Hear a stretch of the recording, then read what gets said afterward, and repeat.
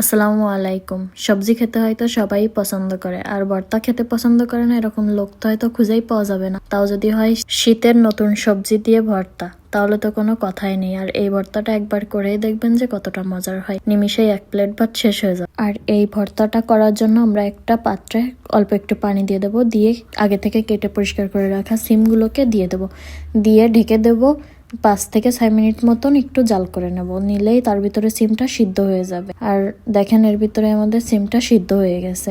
সিমটা পুরোপুরি সিদ্ধ হয়ে যখন সম্পূর্ণ পানিটা শুকিয়ে হয়ে যাবে, তখন আমরা তার ভিতরে দিয়ে দেব একটুখানি সরিষার তেল। সরিষার তেলটা দিয়ে আবার একটু 2 মিনিট মতন ভাজি করে নেব। ভাজি করে নেওয়া শেষ হয়ে গেলে আমরা সিমটাকে এক সাইডে উঠিয়ে রেখে দেব। আর ওই একই প্যানের ভিতরে দিয়ে দেব পেঁয়াজ কুচি 2 টেবিল চামচ মতো।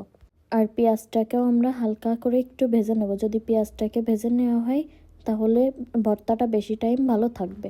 পেঁয়াজটা ভাজা হয়ে গেলে সেটাকে উঠিয়ে সাইডে রেখে দেবো। তার ভিতরে দিয়ে দেবো আগে থেকে কেটে রাখা টমেটো, দিয়ে দেব কয়েকটা আস্ত রসুন, 1/2 চা চামচ মতো লবণ, একটুখানি হলুদ। আর এই সব কিছু একসাথে দিয়ে একটুখানি ভাজি করে নেব।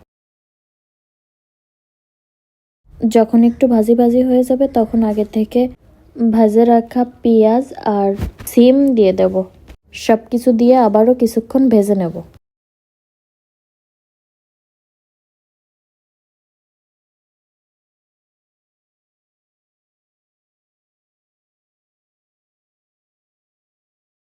তারপরে একটা ঢাকনা দিয়ে 5 মিনিট মতন ঢেকে দেব, যাতে করে টমেটোটা পুরোপুরি সিদ্ধ হয়ে যায়। আর দেখেন এর ভিতরে আমাদের টমেটো সব কিছু পুরোপুরি সিদ্ধ হয়ে গেছে। আর এখন আমরা একটা পাত্রে উঠিয়ে নেব।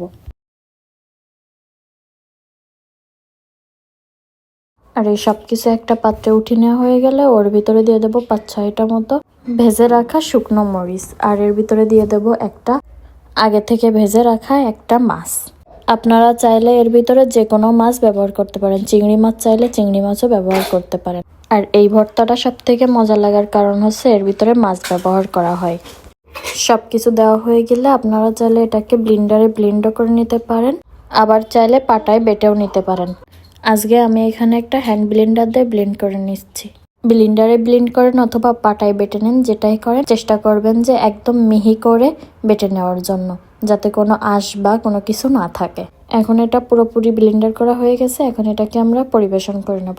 আশা করছি আজকের রেসিপিটা আপনাদের কাছে ভালো লেগেছে। ভালো লাগলে সাবস্ক্রাইব করে পাশেই থাকবেন। ধন্যবাদ সবাইকে।